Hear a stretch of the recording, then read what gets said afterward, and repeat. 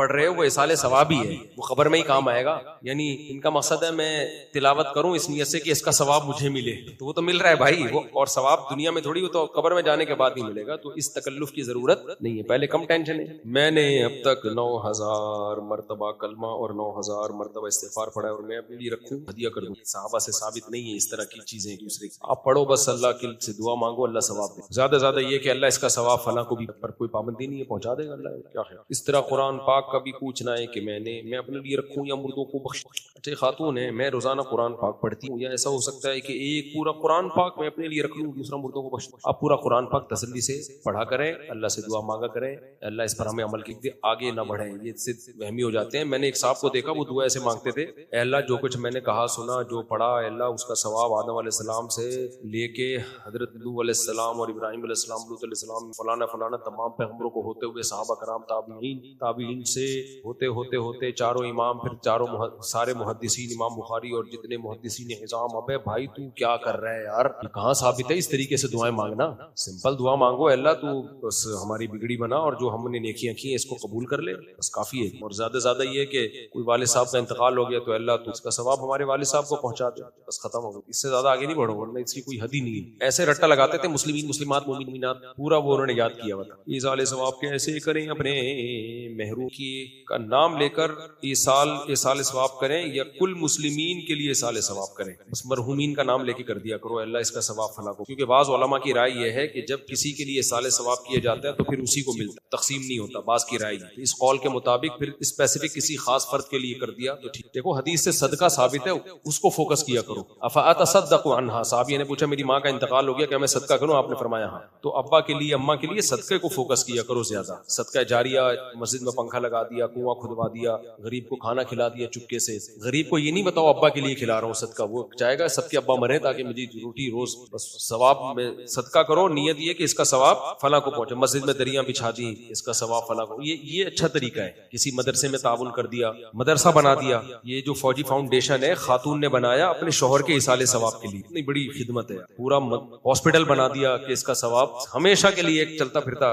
ایسی خاتون کے شوہر کو تو مرنا ہی نہیں چاہیے تھا. اتنی اچھی بیوی کسی کو مل جائے تو اس کا مرنا بنتا ہے. مرتے تو وہ ہیں زیادہ تر جو تھوڑی سی بیگم آڑی ترچی. بینک سرکاری ملازم، یونیورسٹی پڑھاتا ہوں، کرایہ کے گھر میں رہتا ہوں جناب، حکومت کا بینک کیا لکھا ہے ہم سر.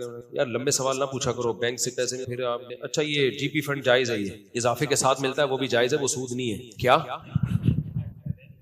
جی؟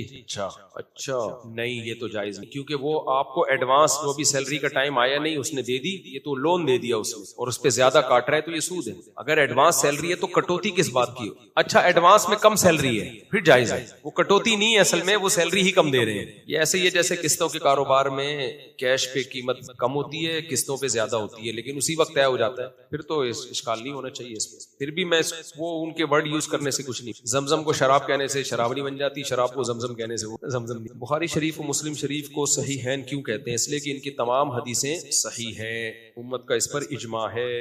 اچھا دیکھو یہ ایک اہم بات ہے، حدیث کے صحیح ہونے کا مطلب الگ ہے، قابل قبول ہونا ایک الگ چیز ہے. ہمارے اہل حدیث حضرات کا اصول یہ ہے کہ حدیث جب بھی صحیح ہوگی تو بس اس پر عمل کیا جائے گا، لیکن امام ابو حنیفہ کا یہ اصول نہیں ہے. تبھی بہت سی چیزوں میں اہل حدیثوں کا حنفیوں سے اختلاف ہے. امام ابو حنیفہ کا اصول یہ کہ حدیث صحیح ہوگی اس کو لیا جائے گا بشرطے کہ قرآن کے خلاف نہ ہو، حدیث مشہور کے خلاف نہ ہو، حدیث متواتر کے خلاف نہ ہو. اگر قرآن کے خلاف جا رہی ہے تو قرآن لیا جائے گا، حدیث کو ترک کر دیا. اگر وہ حدیث مشہور کے خلاف جا رہی ہے تو حدیث مشہور کو لیا جائے گا، غیر مشہور کو چاہے وہ بخاری ہی کی کیوں نہ ہو ترک کر دیا جائے گا. اور اگر وہ متواتر کے خلاف ہے تو بھی متواتر کو لیا جائے گا. سمجھ میں آ رہی ہے بات؟ اب وہاں جو ہم حدیث چھوڑ رہے ہوتے ہیں، حدیث نہیں چھوڑ رہے ہوتے، ہم کہتے ہیں کہ دو حدیث صحیح بھی یقینی ہے، اتنی یقینی نہیں ہے جتنی حدیث متواتر ہے. تو جب زیادہ طاقتور آئے گی تو کمزور، اس کے مقابلے میں کمزور کو بہرحال چھوڑ دیا. بہت سے اہل حدیث بلا وجہ امام حنیفہ پہ طنز کرتے رہتے ہیں اور یہ نہیں کر رہے ہیں. بھائی وہ اس کے مقابلے میں قرآن ہوتا ہے، یا اس کے جیسے یہ مشہور ہے نا وَإِذَا قُرِئَ الْقُرْآنُ فَاسْتَمِعُوا لَهُ وَأَنصِتُوا، جب قرآن کی تلاوت ہو خاموشی سے سنو. یہ تو قرآن اور یہ آیت نازل ہی خطبے اور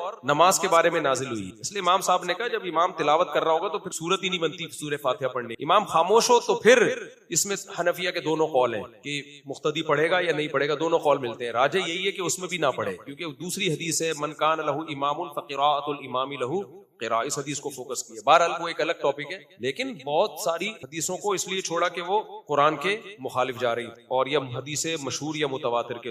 امام ابو حنیفہ نے سپیریئر رکھا ہے قرآن اور حدیث متواتر کو. اچھا، غامدی صاحب اس سے ناجائز فائدہ اٹھاتے ہیں کہ دیکھو فقہا لکھتے ہیں خبر واحد ظنی ہے، یقینی نہیں ہے. بات یہ ہے کہ غامدی صاحب نے تو خبر واحدی کو چھوڑ دیا نا، امام صاحب نے صحیح حدیث کو چھوڑا نہیں ہے. انہوں نے کہا جب قرآن کے مقابلے میں ہوگی تو چھوڑیں گے ہم، مقابلے میں نہیں ہے تو وہ حجت ہے ہمارے لیے صحیح حدیث. یا قرآن کے مقابلے قرآن میں کوئی لفظ مبہم ہے تو خبر واحد میں اس کی تفسیر ہو رہی ہے تو پھر بھی اس خبر واحد کو لیا جائے گا. اس کی بہت ساری مثالیں بیان کروں گا تو بہت لمبی. اچھا بھائی، حنفی کیا لکھا؟ باقی 4 کی فقہ صرف 4 کیوں ہیں؟ اور حضرات صاحبین بھی تو مجتہد تھے، ان کا اپنا فقہ کیوں نہیں؟ فقہ صرف 4 اس لیے ہیں، یہ ایسے ہی ہے کہ حدیث کی مشہور صرف 6 کتابیں کیوں ہیں؟ بھائی یہ تکوینی کام ہے، ہوا ایسا ہی ہے، ٹھیک ہے نا. 5واں کوئی ایسا مجتہد آیا ہی نہیں ہے جس نے باقاعدہ فقہ کو مرتب کیا ہو، کیونکہ جب 4 فقہ مرتب ہو گئے تھے تو امت اس پہ جمع ہو گئی، 5ویں کی ضرورت رہی نہیں. داؤد ظاہری کا بھی مذہب چلا کچھ وقت تک، لیکن وہ ختم ہو گیا، اس میں اتنی اٹریکشن نہیں تھی، اتنی جان نہیں تھی. تو اس لیے یہ تکوینی کام ہے، اللہ کی طرف سے ایسا ہوگا. یعنی یہ کوئی یہ ہے کہ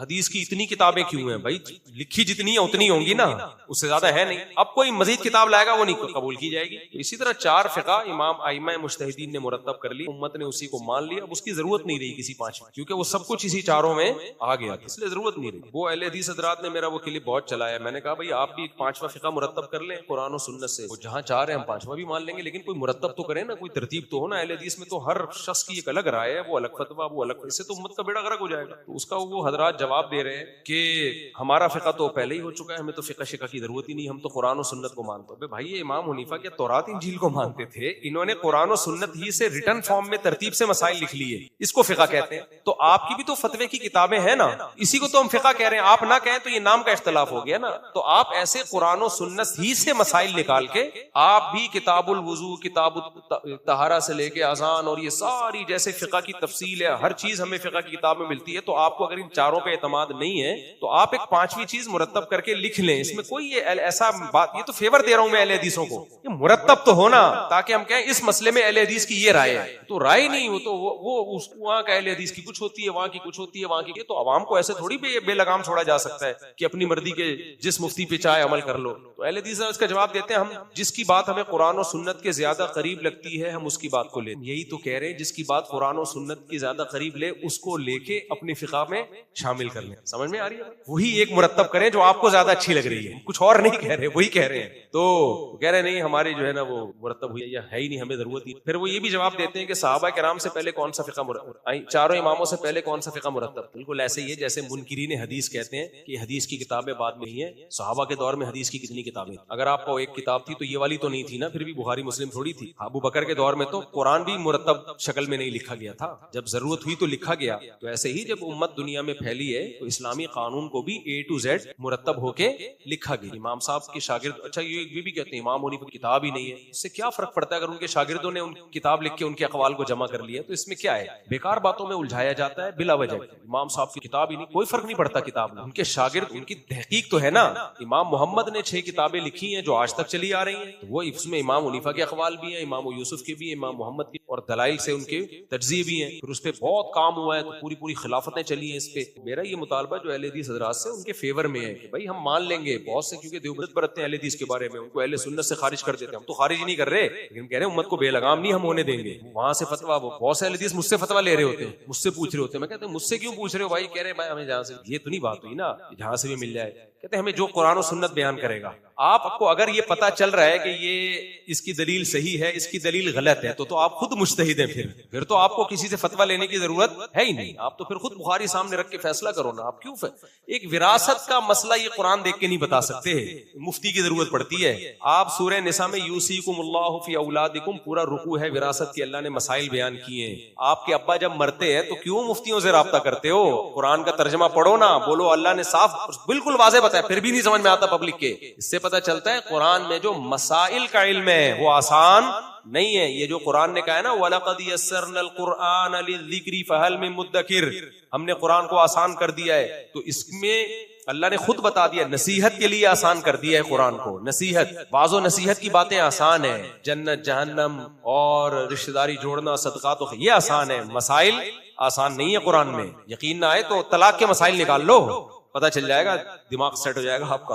وراثت کے نکال لو، نماز پڑھنے کا طریقہ نکال لو قرآن سے آپ. تو اس کے لیے حدیث میں جانا پڑتا ہے، اور پھر حدیث سے آگے اجتہاد بھی ہے. اگر حدیث میں بھی سب کچھ ایکسپلین کر دیا ہوتا تو نبی یہ کیوں فرماتے اذا اجتہد المجتہد، جب مجتہد اجتہاد کرتا ہے اگر درست نتیجے تک پہنچے 2 اجر، غلطی کرے تو بھی 1 اجر. اس کا مطلب اس میں غلطی کا بھی امکان ہے. تو یہ پورا ایک قرآن حدیث اور فقہ مل کے اسلام مکمل ہوتا ہے. تو قرآن حدیث تو ہم سب کے سامنے، آگے اس میں فہم کہ اس سے نکالا کیا جا رہا ہے. تو وہ جو فہم ہے وہ ہم کہتے ہیں مجتہدین کی فہم آج کے مولویوں کی رائے پر مقدم ہو. اور اگر اہل حدیث کا خیال یہ کہ نہیں ہم ان کی فہم، اپنی فہم کو ان کی فہم پہ ترجیح دیں گے، ٹھیک ہے آپ دے دیں، لیکن پھر ایک ریٹن فارم میں مرتب کریں، اپنا ایک سلیبس بنائیں، اور پھر سب اہل حدیث اس کو مانیں. جیسے فقہ حنفی پوری دنیا میں، شام میں جاؤ، ترکی میں جاؤ، سعودی عرب میں جتنے حنفی ہیں، اور افغانستان، ازبکستان، سب کا ایک فقہ ہے، سب کے مدرسوں میں ایک ہی سلیبس ہے. افریقہ میں جاؤ، شافعی فقہ پوری دنیا میں ایک ہے، مالکی فقہ پوری دنیا میں.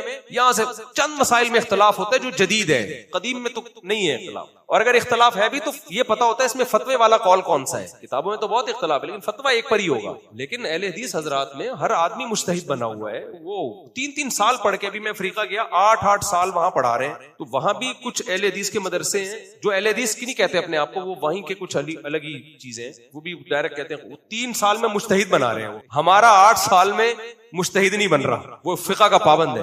وہ 3 سال میں مجتہدین بن رہے. تو ہر شخص ایک راکٹ بنا ہوا ہے، ہر شخص ایک بم بنا ہوا ہے، کسی بھی وقت کچھ بھی فتویٰ دے سکتا ہے. وہ یہ اسلام کا نقصان ہوگا. تو اہل حدیث میں جو علماء ہیں جو یہ سمجھتے ہیں کہ ہمارے اندر اجتہاد کی صلاحیت ہے، ہمیں کسی کی اتباع نہیں کرنی ہے، تو نہ کریں. وہ آپ اگر سمجھتے ہیں، پبلک کو آپ وہ راستہ بتائیں جس میں امت کا اتحاد. پبلک کو آپ یہ بتائیں بھائی میری رائے تو یہ ہے، لیکن چونکہ اس میں مجتہدین کی رائے کچھ اور ہے، تو قرآن و سنت تو انہوں نے بھی سمجھا، میں نے بھی سمجھا، میری رائے یہ ہے. اب اگر آپ کو مجتہدین کی رائے صحیح لگتی ہے آپ اس کو فالو کرو. تو میں تو یہی کہوں گا بھائی میں تو اپنی رائے پہ بھی مجتہدین کی رائے کو ترجیح دیتا ہوں. اہل حدیث کہتے ہیں ہم اپنی رائے نہیں لیتے، ہم سلف کی رائے کو لیتے ہیں. ہم قرآن و سنت میں اپنی نہیں، اسلاف کی رائے کو لیتے ہیں. یہ بھی غلط. اسلاف کی رائے کو سب سے زیادہ ان 4 اماموں نے فالو. اگر آپ اسلاف کی رائے کو لے رہے ہوتے تو پھر آپ عورتوں کی سمٹ کے نماز کے قائل ہوتے، مردوں کی طرح نماز کے قائل نہیں ہوتے، کیونکہ اسلاف عورتوں کے سمٹ کے نماز کے. اگر آپ اسلاف کی رائے کو آپ لے رہے ہوتے تو آپ 20 رکعت تراویح کے قائل ہوتے. 20 کے قائل نہ بھی ہوتے تو کم سے کم 16 کے قائل ہوتے آپ، کیونکہ اسلاف میں ہمیں 8 رکعت تراویح پڑھنے والے لوگ نہیں ملتے. اسلاف نے اس کو تراویح کا نام دیا اس لیے کہ 8 تھی نہیں، کیونکہ تراویح کا لفظ 8 رکعتوں پہ بیٹھتا ہی نہیں ہے. اگر آپ اسلاف کو پہ چلتے تو آپ 3 طلاق کو 1 نہ کہتے. میں نے اس پہ کتنی دفعہ کلپ ریکارڈ کروایا بھائی. 3 طلاق کو 1 کہنا اسلاف میں کسی کا مذہب نہیں ہے. اس پہ ایک بریلوی عالم نے میرے خلاف کلپ کہا کہ فلاں کا بھی رائے ہے، فلاں کی بھی رائے ہے، فلاں صحابی کا فتویٰ 3 1 ہوتی ہے. تو اتنے کمنٹس میرے خلاف نیگیٹو کیے. مفتی صاحب نا پھینکنے کے ماہر ہیں، اتنی بڑی بات کر دی، حالانکہ انہوں نے تو اتنے حوالے دیے. بھائی انہوں نے نام بتائے ہیں، کوئی سند نہیں پیش کی ہے. میں بھی کہہ دوں عبداللہ بن مسعود 3 کو 1 کہتے تھے، عبداللہ بن عباس 3 کو 1 کہتے تھے، حضرت کریمہ 3 کو 1 کہتے تھے، فلاں 3 کو 1. لوگ کہیں گے ابے اتنے حوالے دے دیے. ابے سند تو دکھاؤ کہاں ہے، یہ کس نے لکھا ہے اور اس کا ریفرنس کیا ہے. کوئی ریفرنس نہیں ہے. کوئی بھی کہتا ہے نا ابن عباس 3 کو 1 کہتے تھے یا فلاں 3 کو، کہیں بھی نہیں ہے. کوئی سند دکھا دے. ضعیف سند کیا سند ہی نہیں ہے سرے سے. صحیح ہے نا، ایسی ہوائی باتیں. تو دعویٰ کرنا آسان ہوتا ہے، باتیں کرنے پر گورنمنٹ کی طرف سے کوئی پابندی نہیں ہوتی. لا يعجبنك من خطیب خطبۃ حتى يكون مع الكلام دلیل. شاعر نے کہا ہے کہ کسی خطیب کا خطبہ، اس کا اسٹائل تمہیں دھوکے میں نہ ڈالے جب تک کہ اس کے اپنے دعوے پر اپنی بات کے ساتھ دلیل پیش نہ. وہ دلیلیں دے رہے ہوتے ہیں، فلاں دیوبندی نے بھی لکھا 3 1 ہوتی ہیں، فلاں صحابی کا بھی رائے تھی، اور فلاں محمد بن اسحاق کی بھی رائے تھی کہ 3 1 ہوتی. محمد بن اسحاق امام کب سے ہو گیا فقہ کا بھائی؟ وہ تو ایک راوی ہے، مورخ ہے محمد بن اسحاق، جس کے بارے میں بڑا اختلاف ہے کہ وہ ثقہ تھا بھی یا نہیں تھا. اگر اس نے 3 کو 1 کہہ دیا تو وہ تو عام لوگوں کی طرح کا ایک شخص ہے. وہ تھوڑی اتنی بری، مورخین کی ایسی ویلیو تھوڑی ہوتی ہے. امام احمد حنبل کہتے ہیں محمد بن اسحاق کی حدیث احکام میں حجت ہی نہیں ہے. تو جس کی حدیث فقہی مسائل میں حجت نہ ہو، اس کو آپ نے امام کیسے بنا دیا؟ عوام دیکھ رہی ہوتی ہے فلاں بن فلان کی بھی یہی رائے ہے، فلاں بھی. تو بھائی وہ اتنی بڑی چیز نہیں ہے کہ ان کی رائے کو کوئی ویلیو. اس لیے دعوے ہی دعوے ہیں، کوئی بات ہے نہیں. اچھا میرے بھائی صاحب، آپ شادی فطرت میں اور اس کا جو لوگ اللہ کی رضا جہاد وغیرہ سے پیار میں کام کرتے، تو یہ سن کر سمجھ نہیں آتا کہ کیا کرنا ہے، کیا درست ہے. کھوپڑا احساس ہے. ان کا کہنا یہ ہے کہ آپ شادیوں کی ترغیب دیتے ہو، بچے پیدا کرو، نیچر والی. بعض علماء کہتے ہیں کہ ان کے کام کا نہیں، جہاد میں جاؤ. بھائی صاحب یہ صحابہ بھی کرتے تھے دے دنادن. نبی سے زیادہ کسی نے دین کا کام کیا ہے. 9 بیویاں ایٹ اے ٹائم رکھی, کیونکہ دین شادیاں چھوڑ کے دین کرنا یہ رہبانیت ہے. یہ کیا ہے؟ یہ پادریوں کا فلسفہ ہے. پادریوں کے ہاں ایک بھی شادی نہیں ہوتی تھی, دین کے لیے وقف کرو. پھر اس کے جو سائڈ افیکٹ سامنے آنا شروع ہوئے تو اب انہوں نے کر لے, اس سے اجازت دی. سارے پادری نہیں, کچھ پادری ایسے. وجہ اس کی یہ کہ اسلام سب چیزوں کو فوکس کرتا ہے, سب چیزوں کو فوکس کرتا ہے. تو اسلام نے دین کے کام کے ساتھ ساتھ شادیاں کرنے کا حکم اس لیے دیا ہے. پہلی بات, جہاد میں تو سب سے زیادہ ضرورت ہے شادیوں کی, کیونکہ جہاد میں سب سے زیادہ مجاہدین شہید ہوتے ہیں. اگر بعد والے مجاہدین شادیاں نہ کریں تو ان بیواؤں کا کیا ہوگا؟ ان کے لیے ٹرسٹ بنیں گے, سارا چندہ جو جہاد میں خرچ ہونا تھا بیواؤں کی کفالت میں خرچ ہو, پھر ان کی عزتیں کیسے. تبھی صحابہ کے دور میں ایسے بھی ہوا ہے, ایک جنگ میں 10,000 مجاہدین شہید ہوئے ہیں, ان کی بیواؤں کا مسئلہ کبھی کھڑا نہیں ہوا. فوراً ایک ایک نے 2-2 3-3 کر کے ان کو نمٹا دیا. وہ شہید ہوا, تیسرے نے کر لی. ہماری سوسائٹی میں ایک بندہ مر گیا نا, اس کی بیوہ کا بیڑا غرق. تو جہاد میں تو زیادہ ضرورت ہے شادیاں کرنے کی, ٹھیک ہے نا, تاکہ ان بیواؤں کو ٹھکانہ ملے. اور دوسری بات یہ کہ اسلام چونکہ سب کو دیکھ کے حکم بناتا ہے, اسلام کو 2 باتیں اور ہیں. نمبر 1, بیواؤں کا ٹھکانہ کیا ہوگا؟ عورتیں بھی تو پیدا ہو رہی ہیں نا. اگر آپ دین کے کام میں لگ گئے, مثال کے طور پر آپ نے کہا میں بد نظری کے خلاف بیانات کروں گا, زنا کو سوسائٹی سے ختم کروں گا, فل جت جاؤں گا, اس میں شادیاں وادی نہیں کروں گا میں, تو آپ کتنا ہی بیان کر رہے ہوگے نا. جب لڑکیوں کی طلاق ہوگی, بیوہ ہوں گی, وہ خود زنا پہ مجبور ہوں گی. آپ نے یہ ایسے ہے جیسے میں چوری کی روٹی کے خلاف بیان کروں گا, کھانا نہیں کھانے دوں گا, تاکہ میں پورا بیان چوری کی روٹی کے خلاف میرا بیان ہے. دوبارہ مثال سمجھاتا ہوں. مجھے کسی نے کہا مفتی صاحب تندوروں سے روٹیاں بہت چوری ہو رہی ہیں, لوگ کھانا نہاری چوری کر کے بھاگ, لہذا آپ اس پہ بیان کرو کہ روٹیاں لوگ چوری نہ کریں. میں نے کہا ٹھیک ہے, میں اب شادیاں نہیں کروں گا, قوم کو چوری سے توبہ کرواؤں گا. میں سارا بیان میں کس پہ کروں گا کہ روٹی چوری نہیں کروں, اور اب میں کھانا پینا بھی چھوڑ دوں گا, کیونکہ کھانے پینے میں جو ٹائم لگتا وہ ٹائم بھی میں بیان میں لگاؤں گا چوری کے خلاف کہ روٹی چوری نہ کرو. نتیجہ کیا نکلے گا؟ جب مجھے بھوک لگنا, کیونکہ میں بھی آدمی ہوں, میرا بھی پیٹ ہے, سب سے پہلے خطرہ یہ کہ میں جو بیان کر رہا ہوں نا وہ خود ہی چوری میں پڑے گا. ایک دن دل برداشتہ ہو جائے گا, یار برداشت سے باہر ہو گیا, چوری کر کھا رہا ہوں. اور جن کو میں بیان کر رہا ہوں نا چوری نہیں کرو, ان کو بھی میں نے منع کیا, کھانا کھانے میں نہیں لگنا, روٹیاں خریدنا, لائن میں لگنا, یہ ٹائم ویسٹ. سارا فوکس دین کی خدمت میں لگاؤ, چوری کو سوسائٹی سے ختم کرو. خدا کی قسم وہ خود چور بن جائیں گے تھوڑے دنوں میں, کیونکہ بھوک ختم نہیں ہو سکتی. تو اب دین کی خدمت میں زنا ختم کرنا ہے یا نہیں؟ تو میں نے کیا کیا, زنا کو فوکس بنایا کہ میں زنا سوسائٹی سے ختم کروں. اب میں نے دیکھا یار میرا ایک شاگرد نے شادی کر لی ہے, اب وہ زنا کے خلاف تو بیان زیادہ کر نہیں رہا. پہلے 1 گھنٹہ بیان کرتا, آدھے گھنٹے بعد گھر سے فون آ جاتے ہیں انڈے لے. میں نے کہا تو طلاق دے, اکیلا زندگی. کیا وہ خود زنا میں پڑے گا کہ نہیں پڑے گا؟ تو یہ آپ کی بنایا ہوا فلسفہ ہے کہ ہم دین کی خدمت کریں گے, شادیاں نہیں کریں گے. بھائی شادیاں کرنے سے سوسائٹی میں جرائم کم ہوتے ہیں, زنا ختم ہوتا ہے, چوریاں کرپشن کم ہوتی ہیں, ڈرگز, کیونکہ خاندان بنتا ہے تو بہت ساری چیزوں سے ایک دوسرے کو روکتا ہے. تو اسلام کو پتا ہے کہ شادیاں کرنے سے دین کی خدمت زیادہ ہوگی. دیکھنے میں لگ رہا ہوگا خدمت نہیں ہو رہی ہے, لیکن پریکٹیکلی ہو رہی ہوگی, سوسائٹی سے جرائم ختم ہو رہے ہوں گے. اور تیسری بات یہ کہ اسلام نے شادیوں کو اس لیے بھی فوکس کیا ہے کہ ہم ہمیشہ کے لیے نہیں آئے ہیں دنیا میں, ہم روز بروز ہماری عمر بڑھتی جا رہی ہے, بوڑھے ہو کے قبر میں پہنچنے ہیں. اسلام کہہ رہے ہیں آپ جتنی بھی دین کی خدمت کر لو, نئی نسل نے آنا ہے, تو آپ کی نسل آئے گی, وہ آپ کے مذہب پر, آپ کے عقیدے پر ہوگی. اگر آپ نے نسل نہیں بڑھائی تو دنیا میں کفر کا گروتھ ریشو بڑھے گا, دین کی خدمت بہت زیادہ ہوگی, اس کا آؤٹ پٹ بہت کم ہوگا. بات سمجھ میں آ رہی ہے؟ دین کی خدمت میں آپ کی محنت بہت ہوگی, آؤٹ پٹ کیا ہوگا؟ اگلی نسل میں بہت کم ہوگا. اور اگر آپ نے گروتھ ریشو بڑھا دیا, محنت آپ کی دین کے لیے کم ہوگی, آؤٹ پٹ بہت.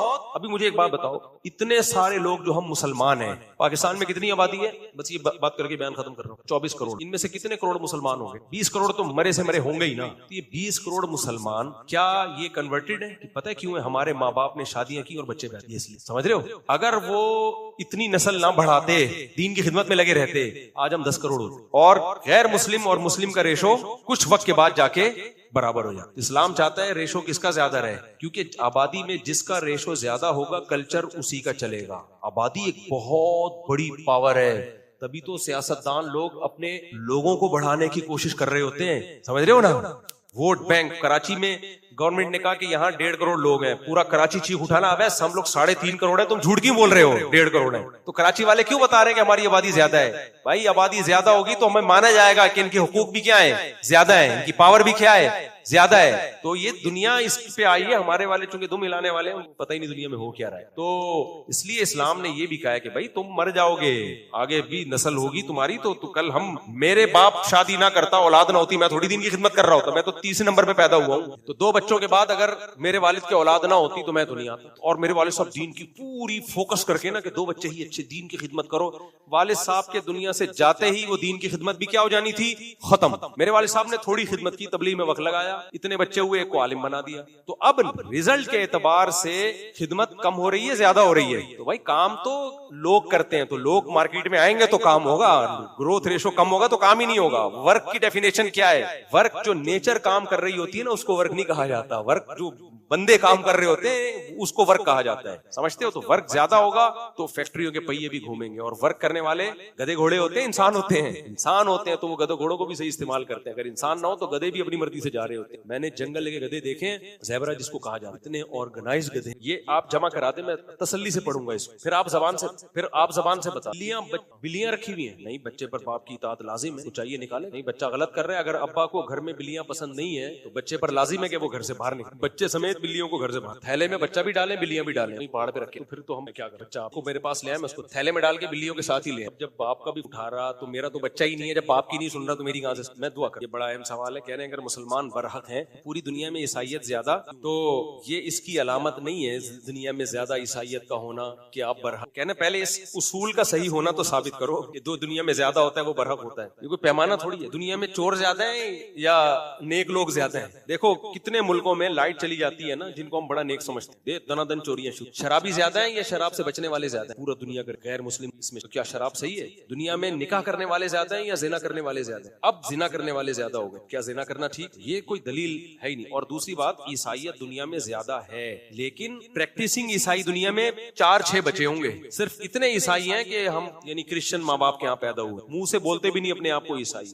چرچ کبھی زندگی میں بھی نہیں گئے. مسلمان عیسائیت کے بعد دوسرا بڑا مذہب ہے, لیکن 99% پریکٹسنگ ہے. میں نہیں کہہ رہا 100% اسلام کو فالو کرتے ہیں, لیکن میجر حکام میں فالو کرتے ہیں. ہماری جمعے کے دن مسجدیں دے دن بھری بھی ہوتی ہیں. رمضان آتا ہے, پوری دنیا کو پتا چلتا ہے رمضان آ گیا ہے. عیسائیوں کا رمضان پتا چلتا ہے کبھی کب روزے آئے کب گئے. تو ہمارا تو پورا سیٹ اپ, پوری دنیا میں جہاں بھی جاؤ, جس مسجد میں امریکہ کینیڈا میں نماز پڑھی, کہنے چرچ تھا, عیسائیوں نے ہمیں بیچ دیا کہ بندہ ہی نہیں. پریکٹس کون کر رہا ہے؟ تو آپ یہ سوال ان پہ گھما دیں. پوری دنیا میں فالو سب سے زیادہ محمد صلی اللہ علیہ وسلم کو کیا جاتا ہے, یہ کرسچینٹی کو کیا. صاف واضح ہے. فالو کس کو کیا جاتا ہے دنیا میں سب سے زیادہ؟ سید الانبیاء محمد صلی اللہ علیہ وسلم. عیسائی پادریوں کی داڑیاں نہیں, حالانکہ عیسیٰ علیہ السلام کی داڑھی تھی. عیسیٰ علیہ السلام نکاح کے قائل تھے, زنا کے قائل نہیں تھے. عیسائیوں میں زنا زیادہ ہے اور مسلمانوں میں نکاح زیادہ ہے. عیسائیوں میں شراب زیادہ ہے, مسلمانوں میں شراب سے بچنے کا ریشو زیادہ ہے. عیسائیوں میں چرچ جانے کا ریشو کم ہے, مسلمانوں میں مسجد جانے کا ریشو 20 گنا زیادہ ہے. عیسائیوں میں جو حضرت عیسیٰ کی تعلیمات تھی, ناخن کاٹنا, بغلوں کے بال صاف کرنا, زیر ناف بال صاف کرنا, یہ ساری تعلیمات حضرت عیسیٰ علیہ السلام کی بھی تھیں, کیونکہ حدیث میں آتا ہے یہ سب پیغمبروں کی تعلیمات ہیں. مسواک حضرت عیسیٰ علیہ السلام کی تعلیمات تھی. تو یہ ساری چیزیں آپ کو مسلمانوں میں ملیں گی. عیسائیوں میں تو میں نے بتایا کہ میں نے آسٹریلیا میں ایک آدمی نے بنیان پہنا ہوا تھا, میں نے کہا ایک ڈبہ نکالنا, جب اس نے یوں کیا ہے نا, تو ابھی میں افریقہ کے جنگلوں سے آیا ہوں, میں نے کہا ادھر کا ولاگ بننا ہے, جنگلوں ہوش ہوتے ہوتے بچا ہوں. کسی قوم کا مذاق اڑانا مقصد نہیں ہے. یہ ساری چیزیں مسلمانوں میں زیادہ ہیں. مسلمانوں کی عید دیکھ لو, عیسائیوں کی عید دیکھ لو. مسلمانوں کی عید اسی طرح ہے جیسے 1400 سال پہلے. عیسائیوں کی عید تبدیل ہو چکی ہے, کرسمس جس طرح سے ہو رہی ہے رات کے وقت, حالانکہ مذہبی تہوار ہمیشہ دن میں ہوتے ہیں, رات کو ہوتے ہی نہیں ہے, کیونکہ تو سب کچھ فنش ہو گیا, ختم ہو گیا. ہمارا تو سب ایز اٹ از باقی ہے. ہمارے نبی کی تعلیمات باقی ہیں, ہمارے پاس قرآن باقی ہے, ساری چیزیں باقی ہیں. اور ہم حضرت عیسیٰ کو ریسپیکٹ بھی ان سے زیادہ دیتے ہیں. ایک عیسائی نے مذاق اڑایا دیوبند کے ایک عالم کا نا, کہ تمہاری کیا اتنی بڑی داڑھی, انہوں نے کہا کہ کیسا چہرہ بنا ہے, انہوں نے کہا ویسا جیسا عیسیٰ علیہ السلام کا ویسا بنا. ٹھیک ہے,